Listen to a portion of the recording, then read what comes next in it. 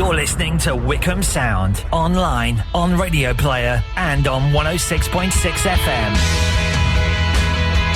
Welcome along to the latest episode, 4 if you're counting, of the Wycombe Wanderers show with myself, Colin and Bob. We're with you for the next hour covering all things Wycombe Wanderers. We'll hear from manager Gareth Ainsworth speaking after the defeat to Swansea on match day 3, as they call it, if it was in the Champions League. But it's in the Championship, so I think we still call it that. We will be catching up with Trust Chairman Nigel Kingston. They've recently launched a new membership scheme. We will be finding out more about that and just how important the Trust remains to Wycombe Wanderers, even in these days of the Couhig family taking over Wycombe Wanderers. Trust Chairman is a good motto, isn't it? For chairman everywhere, I think. I think that is, yes. Trust Chairman. Yes, and particularly when you are the Trust Chairman of the Chair Boys. There's a lot of chairs there. Much furniture included in that. Also, we'll be hearing from 50s winging hero, if that's a thing, Len Worley, who was compared to Stanley Matthews of amateur football in his day. Fantastic catching up with him to find out what it was like playing for the club in the 1950s. That's coming up as well. I shall speak to Gareth Ainsworth ahead of this weekend's game against Luton Town. We've obviously had some fantastic games at Kenilworth Road over the years. You'll remember Alfie Mawson's wonder goal back in 2015. We'll speak to Gareth and he will give his thoughts about why we shouldn't be too concerned so far about the Chairboys' form this season. And we've got a Twitter poll as well. We want to hear your thoughts on who are Wycombe Wanderers' fiercest rivals. All sorts of ways that they could qualify. Could be geographical, could be, I guess, contests that they've had. We'll be discussing that, but you're welcome to tweet that via, Twitter, to be honest, using the hashtag TWWS. Stands for the Wycombe Wanderers Show. It does. That is the easiest way of getting in touch with us, but you can also contact us via Facebook, or you can email studio@wycombesound.org.uk. We have Luke standing by, who has agreed to produce the programme after doing drive time, even though he's a little bit tired and couldn't see earlier on out of his glasses, but he can see now, so he will be able to read your tweets, I'm glad to say. He's demisted after the face mask glasses combo, which causes a lot of problems. Which never goes well, does it? No. Somebody must have thought, well, what about if you put the face mask on and you're a spectacles wearer? And don't worry, that'll be fine. Does that qualify you as one of the people who doesn't then have to wear a mask if you're a spectacles wearer? I don't think so, no. I don't think it does either. So let's kick off with... let's get back to the football. Review, if you like, of Swansea. We'll hear from Gareth and his thoughts in a few moments' time. But you were at Adams Park. I was, yes. It was sort of concerning the first 15, 20 minutes. Swansea were a really good team. You could see that actually, yes, they were in the Premier League a couple of seasons ago. You could see that actually their players, were possible Premier League quality, playing in the Championship. Whereas obviously you can think of Wycombe, being slightly maybe the other way round and almost, actually most of these players obviously were assembled in League One and are now playing in the Championship. And so when they got those two quite quick early goals, and both times Wycombe sort of failed to deal with a cross, and then the ball was just sort of basically dinked past Ryan Alsop. They weren't stunning goals or anything like that. You did think, oh goodness me, it might be another long afternoon, a bit like up at Ewood Park. But luckily, actually, it didn't then play out like that. And particularly second half, Wycombe played so much better and did, that certainly competed very well with Swansea in the same way that they did in that very first game, the Carabao Cup game against Brentford. It reminded me of that, where actually watching it, you thought, we're going to be all right in this league. We can hold our own. It's just we need to cut out the mistakes. We just need to be a little bit smarter, I think. And I think that A, that first goal, and B, the first points won't be too far away. Well, it's important, obviously, to remain positive. There are so many different ways you can look at it. But I was reading one of the match reviews, and someone saying that in the Championship, it was the worst start, losing 3 games since 2006, and Colchester, apparently they lost their opening 3 games as well. But as you say, when you consider the opponents that have been put in front of the team so far, so we had Rotherham first, obviously, who were League One colleagues from last season, of course, but then Blackburn and Swansea as well, as you say, who not that long ago were top flight sides themselves. Yeah, I mean, definitely. It was a shame about Rotherham. We should have won that game. We could have won that game. And had we got 3 points, had we even got a point, I don't think anyone would have even batted an eyelid at the fact that, yes, OK, we got beaten 5-0 up at Blackburn, but, again, very, very good side. They took their chances. They didn't have many more, maybe a few after it was 5-0 where Ryan Alsop kept us in it, but they were really, really clinical. And again, the same against Swansea. Had we picked up points against Rotherham, you would have thought, well, yeah, OK, probably we were always going to struggle against Blackburn and Swansea. And what I would say to the people who are saying, worst start since 2006 in Colchester, well, I'm sorry, I would, much rather be Wycombe Wanderers and being sort of like realistic and going into these games thinking, well, yeah, it's not going to be an easy season, as Gareth keeps saying. Whereas you look at Nottingham Forest and Derby, who, both of them must have thought, well, this season we're going to probably be challenging for the playoffs. Obviously, Forest last season just missed out on the playoffs, which was slightly hilarious, the way that they tumbled out on that last evening. And Derby County with Wayne Rooney in the side, both of them would have been thinking, well, yeah, promotion this season is a good possibility. And there they are, down the bottom with us and Sheffield Wednesday. So I would still much rather be us than one of our East Midlands friends. Absolutely. No, as I say, really important to keep positive. And whenever you hear Gareth speak as well, he's definitely an advocate of the positivity. Bob spoke to him after the Swansea game to get his thoughts. Gareth, did you think that you should have had a free kick in the build-up to Swansea's first goal? Maybe. It's not me to shout about that, but I mean, We've got plenty to work on ourselves before we start looking at referees, and we're going to do that. But really proud of the second half performance. I think we really took the game to Swansea, and we need to start doing that now at other teams.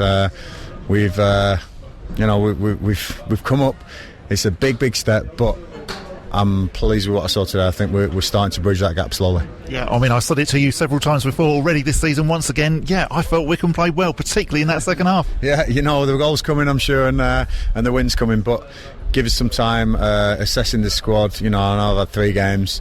Maybe just get to the international break, and then we can get into all this chaos that we've been used to in Leagues 1 and Leagues 2. All this fixture build-up that's going to happen in the Championship. I'm really hoping it plays in our favour, and I can rotate like I've always rotated and get some good results. I think it's very important actually to say to the fans, well, yeah, 3 games, it's only 3 games, we've still got 43 to go. Remember a good few years ago where Newcastle United lost their first 3 in the Champions League, won the next 3 and still got through, so it's only 3 games. You compare us with whoever. Nottingham Forest as well have lost their first 3, so there is some comparisons, but listen, I'm pleased. We're learning, we're building, and I'm looking forward to the next game. How pleased were you with Dennis coming in from Everton today? Yeah, I thought he had a great second half. Really established. Looked like he'd been playing football at Championship level for a long time. First half, I thought we sat off Swansea a little bit too much, and it was hard to bridge the gaps, and that's going to happen. But hopefully we can learn from that and, like I say, put some good performances together in the coming weeks. I think Gareth said as well, obviously, before the season started, it would take sort of 4 to 5 weeks just to even get his feet under the Championship table, if that's a thing, and not the Championship table, but the which you can buy an IKEA. Not the table, obviously, because no points and no goals so far. Not that table, but just to get a feel of what it's like at that level. Yeah, definitely. And I think the fact that Dennis Ademran came in, it was his first game. He hasn't actually started for Everton yet, so he was getting used to it. But you could instantly see the quality there, and I think he's going to be a fine loan signing for Wycombe Wanderers, particularly defensively. Actually, he looked really impressive last Saturday. And again, Gareth did hint when I spoke to him earlier on, and we will hear that later in the show, that that he is still looking at a couple of players possibly coming in before the transfer window slams shut. And Dennis wasn't the only debutant on Saturday either. No, so I mean it's an interesting team lineup, because obviously we had 4 changes. So Ryan Tafazoli came in for Darius Charles, who was obviously suspended because he picked up the red card. Jason McCarthy came in for Joe Jacobson. Dennis Ademran was playing for Daryl Horgan, and Alex Samuel came in for Scott Cashgett. Tafazoli looks he looks the part. He's a big defender. He's a big unit, as my son would describe him as. And yeah, I think he's going to look good, and fingers crossed, yes, that he does actually sort out some of the defensive problems. Similarly, again with Jason McCarthy, really good to see him come in, and the fact that he came in for Joe Jacobson, and Jacobson clearly is such a talented player, and so dangerous as well with regards to free kicks and corners. That again, that I think that's a really positive thing to see, that actually we can rotate people like that. Jason McCarthy came in and gave a really good account of himself. Actually, particularly there were some spells goals towards the end of the first half, where Swansea really couldn't deal with the combination of McCarthy and Fred Onyedimna going down the wing, and that for a while looked like our best source of goals. I think Daryl Horgan as well is someone who I'm especially excited about seeing more of. I don't just mean in supermarkets. Yes, indeed. Yeah, I saw him in Sainsbury's last week, which was a bit of a surprise. But I didn't approach him, and he certainly wasn't doing that thing where looking around, seeing who recognises me. He came on in the second half.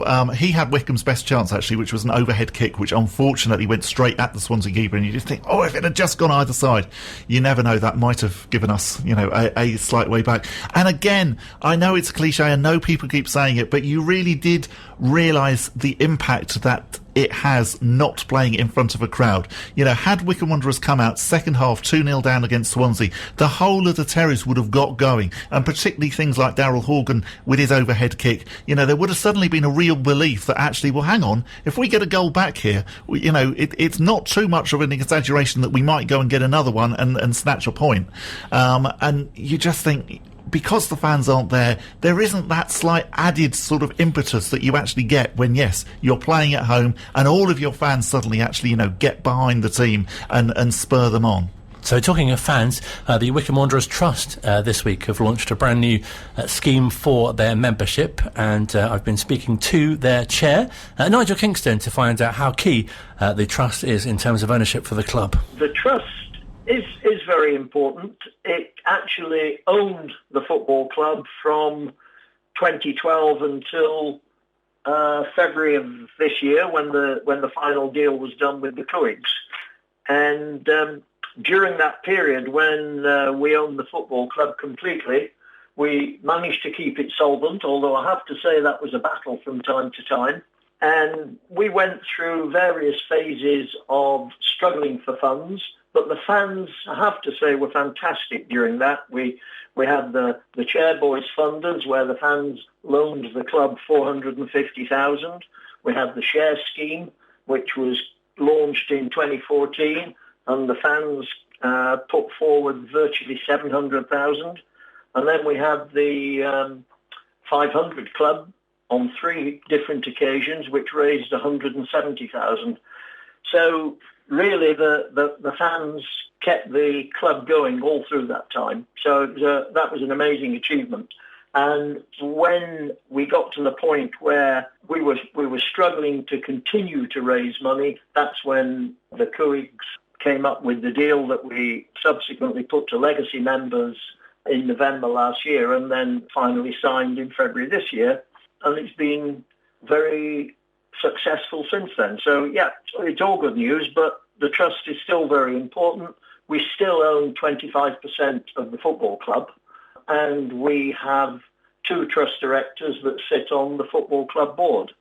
So we have a lot of influence in the club. Obviously, we don't control it, the Coigs do, but we have a very good working relation with the Coigs as well. It must be such a fascinating insight as well. Sometimes not particularly pleasant, I imagine, either. But to know, what financially is required to keep the club going. It would certainly give you a few sleepless nights to have seen some of the figures over the past few years. Yeah, it's very difficult because you've got very definite fixed outgoings in terms of the running of the club, the playing budget, which is obviously one of the big ones.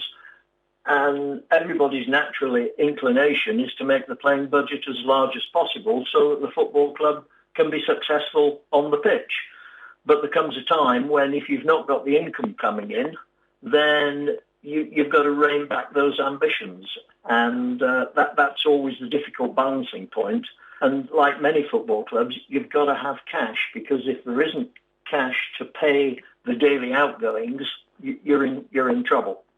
But anyway, we got through that by hook or by crook, and we're where we are in the Championship and looking upwards. It must be so pleasing for you to have put in, such hard work as a trust and to be in this, not comfortable, I guess, but much better situation. Yeah, it is. It is. It's not comfortable at the minute because there we were, all of us expecting to start getting people back into the grounds, and suddenly that's gone further down the road. How many months, none of us know, but all the income forecasts that the club was looking at have gone into the sunset to some degree because there's no money coming through the turnstiles. Obviously, there's other income streams into the business, but money through the turnstiles is important, and getting the fans back into the stadium is even more important. So, yeah, that's been quite a concern over the last few weeks. And you've launched this new style of membership. What's brought that about? We wanted to do a couple of things on the membership front. One, we wanted to add value to the Trust membership scheme for the fans so that we were able to give them a benefit package that was worthwhile. We think what we've put together is quite a good benefit package, and we wanted to simplify the scheme because we had people paying various different amounts of money, so we've simplified it. And obviously the subs to the Trust is one of the major ways that the Trust raises money.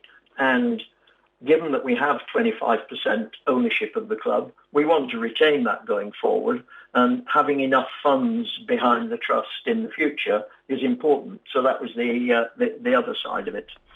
Talk us through some of the benefits. Okay, well, one of the key benefits is admission to what we call an open session of every monthly Trust board meeting for the fans, for all the Trust board members, so that they can hear what's being discussed at the Trust board meetings. And at the end of that, there's a half an hour question and answer session that the members can participate in. And we kicked that off in February, and then the virus hit, so we've been on Zoom meetings since then. But for the October meeting, we're going to go back to the open session and run it online. We're not sure exactly which mechanism, whether it'll be Zoom or whether it'll be similar to what the club's done before with having a number of people talking to the members. But it will be possible for October for the members to join in the board meeting. So that's good, because it means everybody gets a first-hand view, if they want, of what's going on. The other key parts of the membership package is that all Trust members will get a £10 gift voucher, which can be used in the club shop, online, or when we get back into the stadium in the bars. And this is something which we're very grateful to Rob and Pete Coig, because they're funding that to help the Trust, so that's great. There'll also be priority booking after season ticket holders for all cup matches. We will, at some point towards the latter part of the season, hold a special Trust night, so that'll be an annual get-together for fans and for players and managers, which we've done in the past, and yeah, that always goes down well. We've also agreed with Rob and with Pete that we'll have a number of streamed live webinars where, for Trust members only, where themselves and Gareth and probably myself will be there and willing to take questions from Trust members. So again, that gives them a bit more access to what's going on in the club. How can people find out more about the Trust membership if they'd like to get involved? Just go on to the Wycombe Wanderers Trust website, and everything's there. We modernised the website about 2 months ago, so there's a news section that tells you how to join, tells you how to get in touch with the directors. There's a bit about each of the Trust directors there. So there's an awful lot of information on the Trust website. And just finally, as the chair, what's the main message you'd like to get across to people about the Trust and the work that you do? Well, we're trying to be very open, very transparent. We're trying to make people see that the Trust is worthwhile and it's worth being a member. And obviously we are trying to raise funds so that we can maintain our 25% share in the club in the future. And I don't know whether you saw, but we ran an auction over last weekend of the shirts that were worn in the Wembley playoff final, and we managed to raise £6,300 for those shirts, which was fantastic. So that's another quite large contribution to Trust funds. So yeah, we'll be doing more of those sorts of events going forward to make sure that we, as I say, have enough funds to retain our 25% membership going forward. But yeah, the message to fans is join the trust, find out more about the club. We're the link to the club for the fans. And anything you need to know, you can talk to us either directly by getting in touch with the directors or email us through the website. That is such a great news story, isn't it? That you were able to raise so much money from the as you say, the auction of those shirts, that people want to be associated with that night in July. Yeah, no, it was fantastic. And it was, like a lot of auctions, they're actually quite good fun because we held it open for 48 hours and you get the initial bids coming in, and then there's a bit of a lull, and then there's various other people coming in, and then the last few hours, suddenly it starts getting quite exciting. And the bidding stopped at 12 o'clock on Saturday night, and there's some super bids that come in that last hour or so that drove the total up to that 6,300 figure. Great to speak to Nigel, and a really good fundraiser as well with the auctioning of the shirts. A very good idea. And really important that the trust has that role and can continue to fundraise for the club as well. Still to come on the Wycombe Wanderers show this week, we'll be catching up with wing wizard from Wycombe Wanderers, Len Worley from the 1950s. That's on the way as well. Plus, we'll be previewing the Luton game, and we'll be telling you our social media poll for this week as the Wycombe Wanderers show continues here at Wycombe Sound. The Wycombe Wanderers show. Welcome back to the second half of the Wycombe Wanderers show. There's 3 halves in our show. 2 halves and extra time is how we like to think of it. Still to come, we'll be previewing the game at Kenilworth Road on Saturday, which you're going to. I am indeed, yes. We will be chatting to Len Worley. If this was you talking about it, you'd try and fit as many W's as possibly you could into the link, but I'm not going to do that. Well done. Very sensible. But he does tell us about playing in the FA Amateur Cup final back in the 1950s. What a great period to be playing football in. Absolutely. Fascinating. Imagine if you could take a 1950s player and then bring them to the 2020 season and say, look, this is what it's going to be like. I mean, that would be fascinating, wouldn't it? If actually you could take a player and like almost play teams from the 1950s against some of the teams from today and see, are Manchester City and Liverpool, are they really that good? Or if they came up against the Stanley Matthews Blackpool of the 1950s, how would they get on? Such an incredibly different pace of the game as well. Yeah. I think that the players from today would probably be victorious just in the just the physicality, just the fitness, all of the science that goes into it today. Whereas clearly back in the 1950s, as Simon Garner was telling us last week, very much still a time where yes, you might have had a beer and even a cigarette in his case, sort of at half time. And the shorts were much longer, the ball were much heavier. Indeed. Whereas you think of like Arsene coming into Arsenal those years ago, and clearly it was a dressing room culture that was very much geared around going to the pub and doing that sort of thing, and completely revolutionised the whole thing, and got them eating right and got them not doing the bad things. And look where football is now. Absolutely. Something else that's very modern, sort of, is the interactive element to our show. We're inviting you to get in touch with us via Twitter. We're having a Twitter poll this week on who you consider to be Wycombe Wanderers' greatest rivals. So we were having a chat before the show and talking about who Wycombe's big rivals are in the Championship, and we were talking about Luton and obviously Watford this season and Reading, and then that conversation went a little bit wider into, who are Wycombe's rivals? Because the fact that we spoke to Len from the 1950s, and very much we said, well, if you're a Wycombe fan of a certain age, you probably actually automatically say Slough Town. But if you're a Wycombe fan of another age, you wouldn't consider them at all as being Wycombe's main rivals. You would possibly think Colchester United, and then more recent fans might say them Bristol Rovers. And if you're looking at it from a local point of view, well, possibly Oxford. Luton, we have had some fairly sort of grudge-type matches. Nathan Jones hasn't always been the most complimentary with regards to us, so, they're possibly on that list as well. And also there's sort of bogey teams as well, aren't there, that sort of down the years who've come to Adams Park, or we've gone to them and just had real difficulty playing against them, so they might be considered sort of fierce rivals as well. Geographically, Brentford, of course, I believe, are the nearest Football League club to us. Yes, definitely. I mean, with regards to the bogey teams, Bristol Rovers certainly were, back in the 2014 season, when obviously they came to Wycombe on that sort of like must-win game. So it was the game before the last game. It was our last home game of the season. And of course, had we won, things would have been fine. But Bristol Rovers came and beat us. And I remember all of their fans at the end all singing, we're staying up and you're going down and all of that sort of stuff. And then, of course, we went to Torquay in that wonderful, wonderful day and they went down instead of us. But there's always then after that been that needle. And so you think, well, yes, they might be on the list as well for some people. I wonder how it's judged, because obviously we won't be playing Slough, I imagine, for a while. So no, exactly. So there won't be any sort of grudge match there. And, other teams who are, obviously lower, might come up in the Cup, for example. We might have a game against Colchester, maybe Swindon even. Some fans don't like Swindon, do they? But as you say, there's Reading and Watford and Luton who are quite close by as well. And it's really interesting, I think, that, how you sort of judge what a rival is. Yes. I mean, I think with regards to Watford and Luton, they've got each other. Yes. So I think you can almost count them out slightly.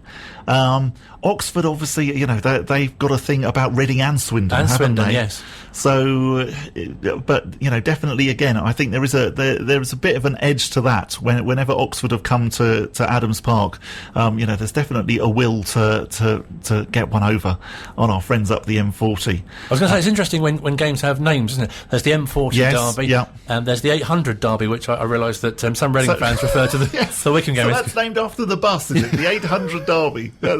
I wonder who first of all. That's the fairly frequent bus service that goes between Wycombe and Reading via Marlow, Henley, and lots of other.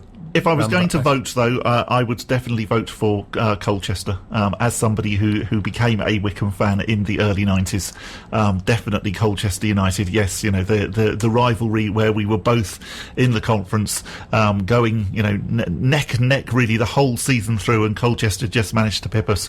And I can remember then going to a Colchester game sort of like in maybe the early 2000s, and I hadn't been to many Wycombe games before then, and just walking down Hillbottom Road and just sort of the amount of chanting that was going on between both sets of supporters, and just thinking, blimey, okay, this is going to be quite tasty. And sure enough it was. And so Colchester for me, yes, have always been, they're the team that I would look for us to really beat, and be very satisfied when we do. So I have some very early memories of some games that I used to go to, and I do recall some terrace chants about, most uncomplimentary actually, about Slough, as a place and a club, but also, as I sort of touched on earlier, does that not really count anymore, because we're quite unlikely to be facing them again? I mean, you just don't know, do you? Can you have rivals with someone that you won't be playing? Well, yes. I suppose it depends what happens with regards to Slough. I mean, obviously they've got their new stadium. Have they got eyes on the conference and the National League? The National League South at the moment. But it's still going to take a while for us to become regular rivals again. But I'm fairly sure that it's one of those things, if we did then play them in the Cup, if we played them in a competitive game, I know we've played them in friendly games, we played them in the Cup, or if we were ever in the league with them, I think that would instantly become, a big attraction. And probably would be one of those games where actually, yes, you saw a few more police around than you might otherwise normally at a football match. No, I definitely think Colchester's a good shout. It makes you, I can't really, as I say, sort of geographically, I think our nearest team are Brentford, but I can't really imagine considering Brentford as a local rival. No, not really. Because you think more their way, sort of QPR or... Yeah, again, the fact that they're sort of London-based, but, they're a strange one as well, aren't they? Because they haven't, who are Brentford's big rivals? Off the top of your head, you would think, is it QPR, is it Fulham, is it Chelsea? But they've all got each other. Exactly. So Brentford exist in this sort of little bubble. Perhaps they need a rival. They need a rival, yeah. Well, and again, that's, I think, what was said about us and Colchester was, Colchester, yes, well, they probably don't like Southend, but Southend probably look more towards the East End of London and West Ham and Millwall and it's a long way to Colchester, teams like that. Whereas, Colchester and ourselves, well, yeah, actually, the whole thing turned out quite well, didn't it? It's like, well, yeah, okay, we haven't got a team that we really, really, really dislike, and neither have they, so we'll have each other. Absolutely. So you can have a look on Twitter, and be interesting to get your thoughts, and we'll have a look at some of the suggestions by the end of the programme. First, though, it's been fantastic to speak to former players on the show. Last week we had crease on, was it last week? It was, yes. And that was from the early 90s, of course. Now we return, or go back even further, should I say, to the 1950s, and we might recall last week was the club's 133rd birthday, and back in the 50s, Wycombe had a fantastic winger who modelled himself on Sir Stanley Matthews, and his name is, I nearly said was, his name is Len Worley, and we caught up with him from his home in Chalfont St Giles to talk about how massively a part of the club's history he is. Well, yeah, obviously it is an honour, really, particularly how successful the club has been over the years. I mean, I joined the club in 1954, would you believe? And I was only 17 years old. And it was a successful amateur club then. But now they've carried that success to the dizzy heights of the Football League Championship, which is, truly a remarkable achievement, particularly, I think, for a relatively small club on limited resources. I remember Gareth Ainsworth saying quite recently that they are now playing in the fourth best league in the world, which is quite staggering. When you say 1954 like that, does that seem like quite a long time ago, or does it feel like not that long ago? Time goes so quickly. It does seem quite a long time ago. And things have changed so much, of course. I mean, there's no doubt, the club has come an awful long way since those days. I mean, would you believe, do you remember the days when they played at Lokes Park? Yes. I mean, there we were supported very often by crowds up to about 12,000 people. Quite staggering. But since then, they've made their way through all the various leagues and moved the stadium from Lokes Park now to Adams Park, which was obviously a pretty good move. And they couldn't have achieved all of this, of course, without good managers that they've had in the past. Sid Can, who was a manager in the 50s. And then there was Brian Lee in the 70s. Then Martin O'Neill in the 90s. And, of course, now Gareth Ainsworth. So they've all contributed to the success of this club. It's so interesting, isn't it? You think of the club's achievement now, getting to the Championship, but yes. In 1957, getting to the Amateur Cup final was a fantastic achievement as well. Oh yeah, absolutely. But as I said earlier, I think you've got to sort of look at the club and realise how successful they've been all the way through. Right back to the 50s and now right through to now. It's been a remarkable achievement for the club.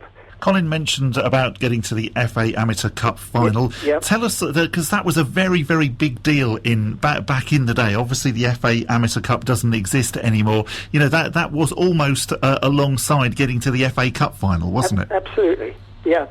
And when you consider that when we played at Wembley, there were 90,000 people there, which is incredible.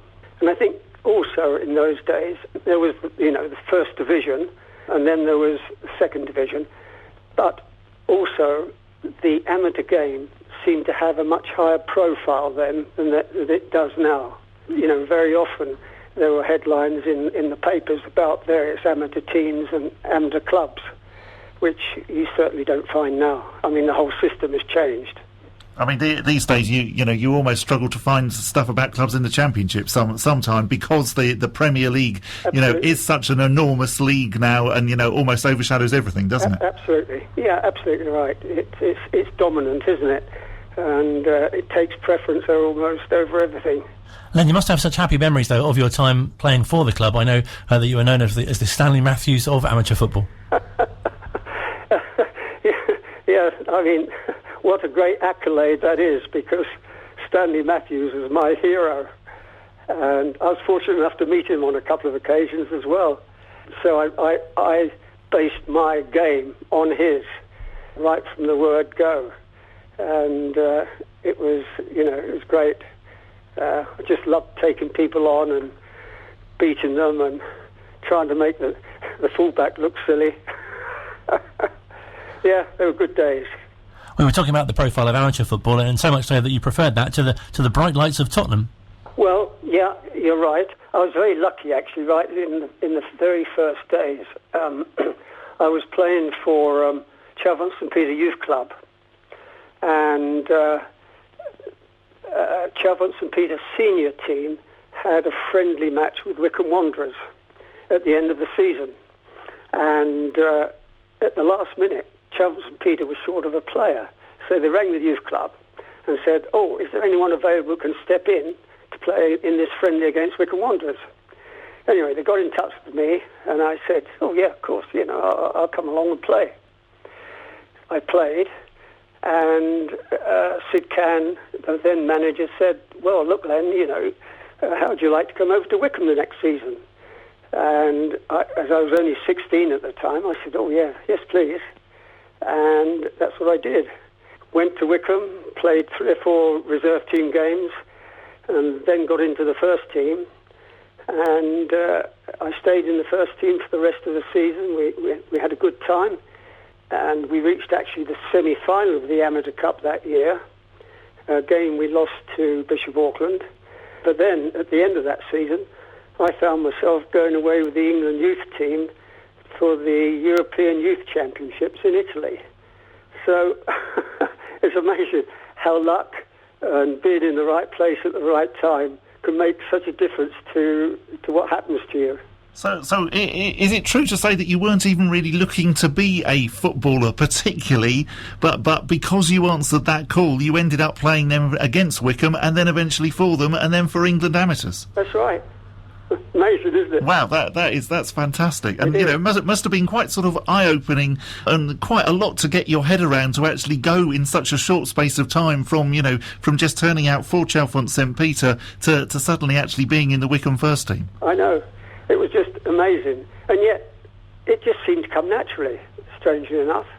I remember the first game I played for Wycombe in the first team, I was playing against the then England fullback, and I gave him a roasting. And, everything seemed to just happen. Good things happened. And I then, as you probably know, stayed playing for Wycombe for 15-odd years and played 520-odd games for them. So, it was a great time there. Great team, great club. And how did your involvement with Spurs come about? Because I know that's quite a good story as well. Yes. Well, again, in those days, there were always the professional scouts buzzing around various grounds. And the first club that came in for me was Charlton Athletic. And they were quite persuasive and suggested that I come and play for them. And the chairman said, "Well, if you come over to East London and play for us as a professional, I'll also get you a job in my timber works, and you can be a timber salesman as well." And I thought, okay. So I went and played for Charlton for a year, decided that, no, I didn't really want to be a timber salesman, and I didn't particularly want to live in the east of London. So I then came back to Wycombe. And then the following season, Spurs came in, and they were very keen to sign me. And I thought, right, yeah, Tottenham, top team. So I went and played for them for a whole season, and I was understudy to Terry Medwin, the Welsh winger. And they were paying me a little bit of money under the counter. And at the end of the season, Bill Nicholson, the manager, called me into his office and said, "Look, Len, we want you to sign full-time pro." He said, "We can't afford to keep paying you this money underneath the counter. So, we want you to sign these pro forms." And I thought, I'm not sure that I really want to sign professional forms. At the time, I was playing for the England amateur side. I was also in the British Olympic team squad. I was studying. I was sort of thinking about getting married, and things just didn't seem right. So I said to Bill, "Well, thanks very much, but I'd like to go back to Wycombe." And they were keen to have me, and that's what I did. Oh, it's a fantastic story. And obviously you played for the club for so long and you followed the club for so long. There are so many great stories linked with it. What is it that you think makes Wycombe such a special club? That's a good question. first and foremost, they've always had a good reputation as a football club, right from, very early days. And I think that sort of word gets round, that they're an honest, sincere club. I mean, my time there, I've met so many really, really good players and played with so many good players and met so many good people. It just makes a big difference. Plus the fact, of course, they have managed to bring in some excellent managers. As I said earlier, you've had Brian Lee, who really did attract a lot of good players, and of course Martin O'Neill, which brought a lot of success to the club as well. And success breeds success. Just a good, successful club. Always also very well supported, which also makes a big difference. No, definitely. No, obviously, you couldn't have imagined, I suppose, but even in more recent times, couldn't have imagined that they'd reach the dizzying heights of the Championship. Unbelievable. It's just incredible. And, all credit to them. It's been fantastic. Do you still wish you were playing? Oh, do I? Yeah, absolutely. But, after the football, I took up tennis quite seriously and represented the county at tennis, so that sort of kept me pretty interested in and keeping myself fit as well, which does help. Nothing like exercise. Fantastic to hear from Len Worley. I really got an idea of what it must have been like to play in the 50s. And lovely to hear him say as well, clearly how much he still misses football. Definitely, and also the stories of the Amateur Cup as well. I imagine that players of that time really thrived on playing on those sort of occasions. Yeah, absolutely, and fascinating as well that clearly he was quite happy to just play as an amateur for Wycombe Wanderers, and clearly did other stuff during the week in a way that you can't really imagine someone who was clearly that good, say today, doing anything like that. I know you've had your Jamie Vardy's and whatever coming through non-league, but I can't think really that there's probably many players out there that could actually be playing at a high level who choose not to do so. No, and it's fantastic to hear from former players, find out A, what they're doing now, B, what it was like to play for the club during their particular era. We heard from Crease last week, as I say, from the 90s, the 50s we've covered, and coming up in our next episode of former player chats, we'll be speaking to John Maskell, the Wycombe Wanderers goalkeeper from the 80s. Fantastic. Looking forward to that. Still to come, we'll be previewing the Luton game. Bob's been speaking to Gareth, and also we'll find out how our poll results have polled about who... We know what you mean. Of who Wycombe Wanderers' fiercest rivals are. Still to come on the Wycombe Wanderers Show here at Wycombe Sound. The Wycombe Wanderers Show. Final part of the Wycombe Wanderers Show, which for a little while we called the third half, but it seems more sensible now to call it Extra Time. And you've got 10 minutes left to tell us who Wycombe's fiercest rivals are. Perhaps there could be one we haven't considered that might be... There may well be. Telford. I don't know, that's just come into my head. Yeah. You've got a great rivalry with Telford. Runcorn. Yes, Runcorn's good. Northwich, Victoria. Alfreton Town. No, got a bit out of the way. No. I don't even know where that is. And probably, again, if you're going back, it's probably more Isthmian League teams than actually conference team, because obviously we're in the Isthmian League. It's quite hard to say Isthmian League for a long time. So let's look ahead to the tie at rivals Luton Town. Yes, indeed. It's coming up this weekend. It's only our second away game in the Championship. It is, yeah. Short distance to Kenilworth Road. I had a chat to Gareth Ainsworth earlier on. But first of all, I started by asking him how he'd considered the game against Swansea, because clearly he watches it back on a video afterwards. Definite improvement. Like I said, I thought very nervy first half and almost a little bit hurt from the Blackburn game, really, still, and expecting the worst. But I've got to get that out of the boys. They've got to go into games believing that they're going to score first. So I think that was a lesson for me. And then second half, once we got into them, tactically got a little bit better. We were a match for Swansea, which was great. So some good players in that side, but again, really pleased and saw some progression, which is important. Yeah, I mean, it's still very positive. Having watched all of the games, you competed really well against Brentford.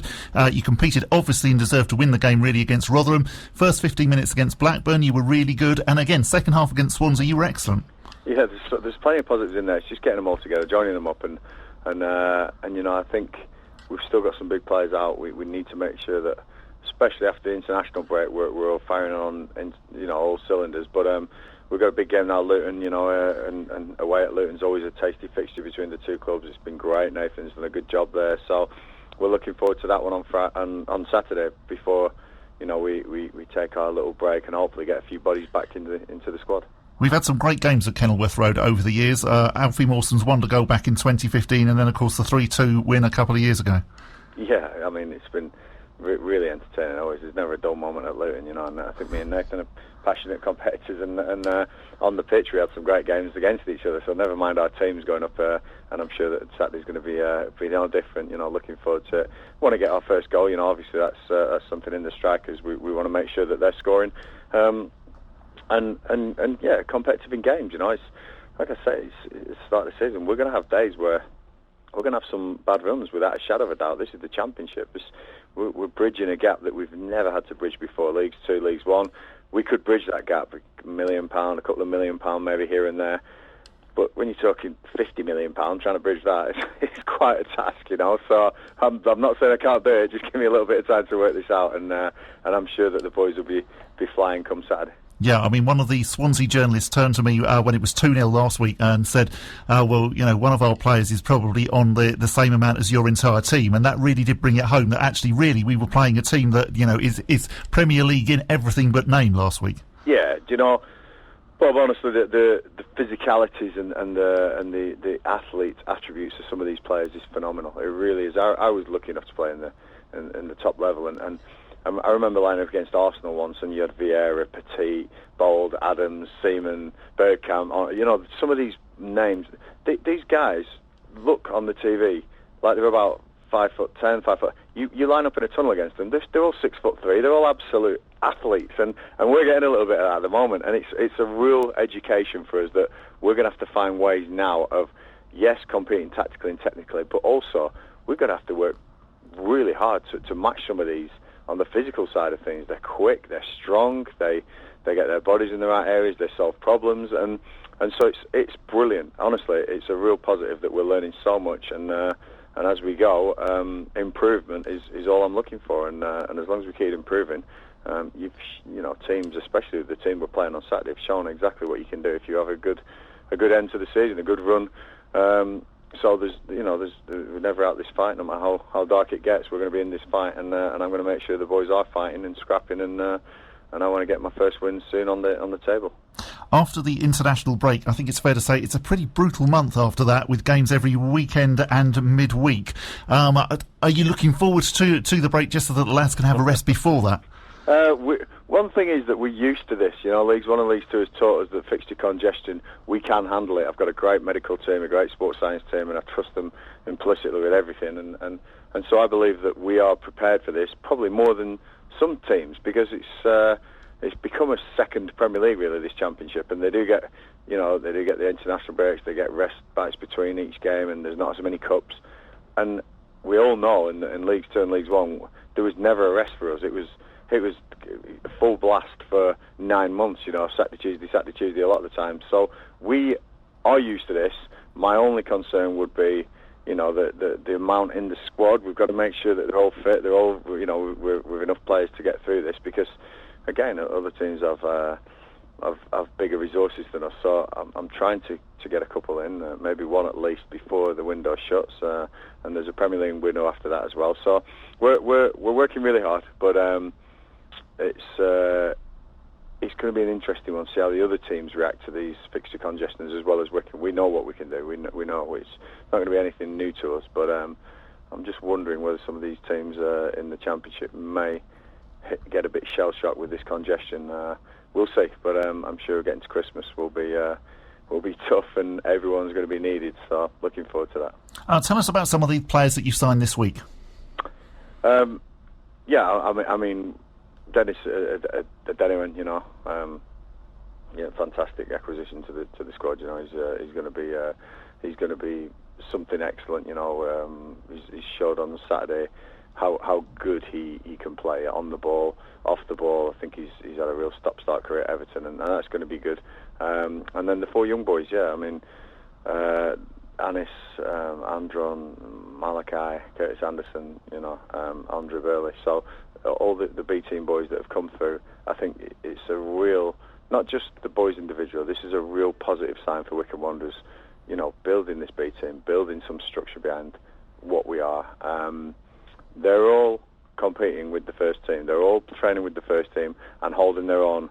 There's plenty of coaching to get into them, but I wouldn't be surprised if you see one or two of them make the squad before the end of this year.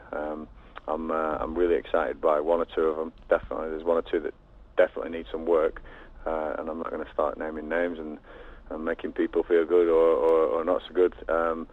Just that Sam's done a fantastic job getting these boys in. I think we're quite strong, and having a B team is going to enable us to get games into players who aren't playing regularly in the first team. Again, huge positive for Wycombe, and if the legacy for this promotion is we started our B team, we started some sort of youth structure, then it's only a positive for Wycombe. And finally, give us an update on the two big guys, so Bayo and Uchi. Yeah, both in contention for this weekend. Bayo not, actually. Uchi definitely. Bayo out on the pitches, wants to be in contention for this weekend, but again, I'm going to have to rule him out. But Uchi, you never know. He's very close, and I'm hoping he could play some part this weekend. And if not, definitely after the international break, they'll both be very close to the first team. So looking forward to definitely getting them two back. But at the moment, got everything to focus on Luton today and how we can try and get the points from Kenilworth Road. Plenty of positives there from Gareth, and great to hear there's some reinforcements coming as well. Indeed, and it'll be interesting to see how we get on with playing Luton. They started off really, really well, so they 4 games in a row that they won, but the last couple have not gone their way, so they lost to Manchester United in the Carabao Cup, a game that they probably thought that they'd do all right in, I would think, as they were at home, and obviously Man United had started so badly, and then they lost to their big rivals Watford at the weekend at 1-0, so hopefully we will add to that. Talking of the big rivals and Wycombe's big rivals, many thanks to Chris, who's got in touch to say definitely in the 1950s Bishop Auckland were our nemesis, as they seem to beat us on many, many occasions. And also thanks to Ian as well, who says Slough Town were always our big rivals throughout the 60s and 70s and always will be. Oh, and I think, as you say, Colchester as well are a big, definitely a big thorn in the side. Yes, I think when you tally up all of the votes, Colchester have just pipped Slough as being the biggest rivals for Wycombe. So we can announce that yes, Colchester United remain, I think, our biggest rivals. But hopefully, we won't be facing them this season. No, I wouldn't have thought so unless it's in the FA Cup. Could be, of course. Yeah, that'd be exciting, wouldn't it? If we had a really good cup run. Yes, I mean, wouldn't that be great? We would enjoy that, and of course, fantastic that we will go straight into the third round of the FA Cup. So that'll be good, and nice that we're not having to worry about the Checker Trade leasing DAF Cup thing this year. And normally also not really affected by the international break, because Leeds 1 and 2 still play, don't they, normally with the That's right, yes. break? So we will have the international break to recover. And as Gareth says, I think when we then come back and then we're playing pretty much, weekend, midweek, well, yeah, hopefully that's something that actually we'll be more used to than some of the other championship teams. No, definitely. You get a real good feeling, don't you, that there's a sort of an up when getting up and running in the division, and goals will come, points will come as well, which is much to look forward to and be positive about. Let's hope that we have one of those remarkable games again at Kenilworth Road, like we had, like the 3-2 from a couple of years ago and the Alfie Mawson goal from 2015. Let's hope that we have that on Saturday. Hope you've enjoyed this week's edition of the show. Fantastic to speak to Nigel, the chair of the Wycombe Wanderers Trust, and Len Worley, of course, and his recollections of the 1950s. Join us next week when we'll be looking back on the Luton game and previewing the international break. And you can get us on podcast as well, so if you've missed any of it, you can get us on that. The Wycombe Wanderers Show.